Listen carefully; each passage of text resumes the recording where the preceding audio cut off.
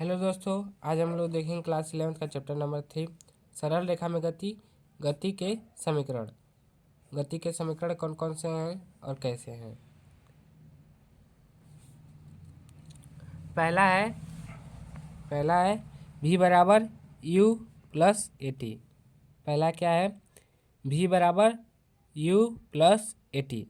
और दूसरा है s बराबर U T half U T plus half ए टी स्क्वायर। क्या?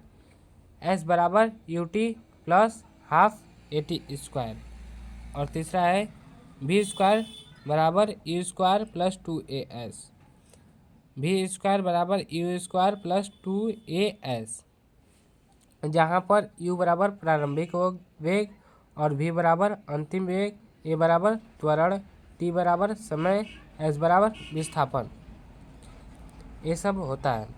यहाँ पे v बराबर क्या हो जाएगा? प्रारंभिक वेग, और u बराबर अंतिम वेग, a बराबर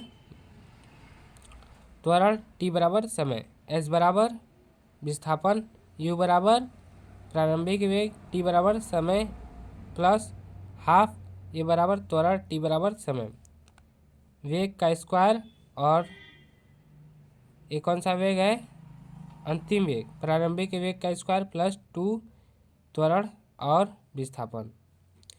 v बराबर u प्लस ए टी और s बराबर यू टी प्लस हाफ ए टी स्क्वायर। और तीसरा v स्क्वायर बराबर यू स्क्वायर प्लस 2as। ये गति के तीनों समीकरण है।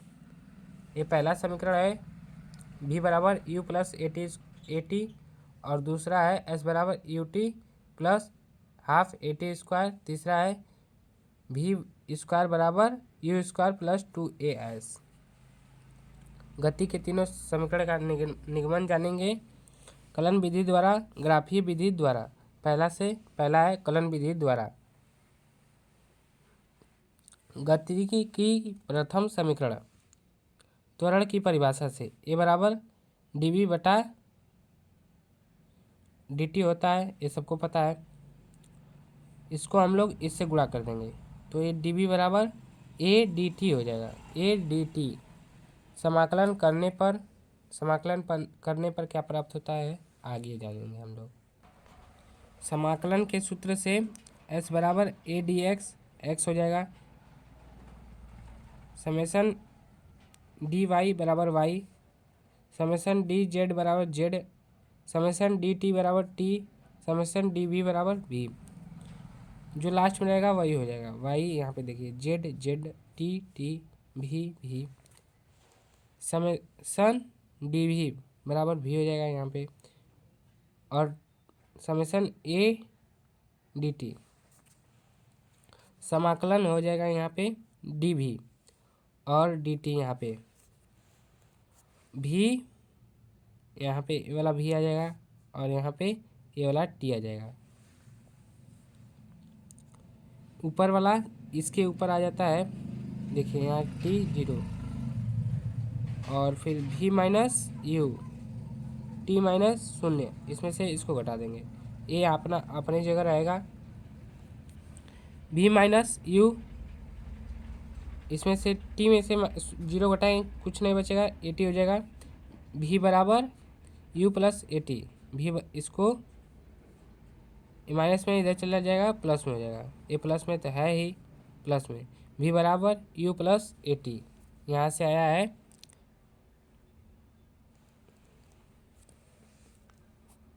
गति का पहला समीकरण। गति की दूसरा समीकरण v बराबर ds बटा डी टी, ds बराबर v डी टी, ds बराबर u plus A T, v D T बराबर हम लोग इतना लिख सकते हैं u प्लस ए टी डी टी, ds बराबर u डी टी प्लस ए टी डी टी। गुणा करने पर, समाकलन करने पे तीनों का हो जाएगा समाकलन एस डी एस, समाकलन यू डी टी प्लस समाकलन ए टी डी टी। समाकलन डी एस यू समाकलन डी टी प्लस ए समाकलन d t, s 0 u plus t t, a t square बटा 2 इस फार्मूले से हुआ है y d y, y square बटा 2। एस माइनस जीरो हो जाएगा, यू टी माइनस जीरो हो जाएगा, ए टी टी स्क्वायर 2 और माइनस जीरो बटा 2। एस बराबर यू टी प्लस ए टी स्क्वायर बटा 2 माइनस जीरो। एस बराबर यू टी, एस बराबर यू टी प्लस हाफ ए टी स्क्वायर, यहाँ पे हो गया।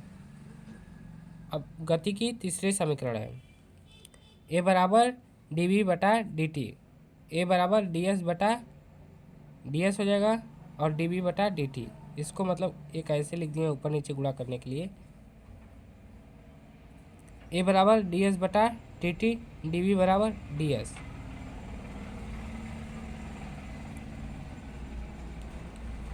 ए बराबर भी हो जाएगा डी एस बटा डी टी बराबर भी डी वी बटा D S. A D S ऐसे गुणा करने पे इसको तिरछा गुणा कर देंगे इसमें, भी बराबर डी वी समाकलन करने पर। अब समाकलन करने पे क्या आएगा देखते हैं आगे। समाकलन के सूत्र, समाकलन भी डी बी बराबर भी स्क्वायर बटा 2 और समाकलन T d T T square बटा 2, समाकलन डी एस समाकलन भी डी बी। यहाँ पे समाकलन डी एस हो गया, समाकलन भी डी बी। यहाँ पे ए यहाँ पे पहले ही से है, देखिए ये रहेगा डी और शून्य लग जाता है भी बटा यू, भी स्क्वायर यहाँ पे टी स्क्वायर से सूत्र से भी स्क्वायर बटा 2। एस माइनस जीरो और ये तो रहेगा माइनस यू टू बटा 2। इसमें घटेगा तो ए एस बचेगा, भी स्क्वायर माइनस यू स्क्वायर बटा 2, 2as बराबर भी square minus you square plus 2as बराबर भी स्क्वायर। तो ये जगह भी स्क्वायर बराबर यू स्क्वायर प्लस 2as। प्रारंभिक वेग को किस अक्षर से प्रदर्शित किया जाता है? तो प्रारंभिक वेग को u से प्रदर्शित किया जाता है और v को अंतिम वेग से प्रदर्शित किया जाता है और त्वरण को a से, s को विस्थापन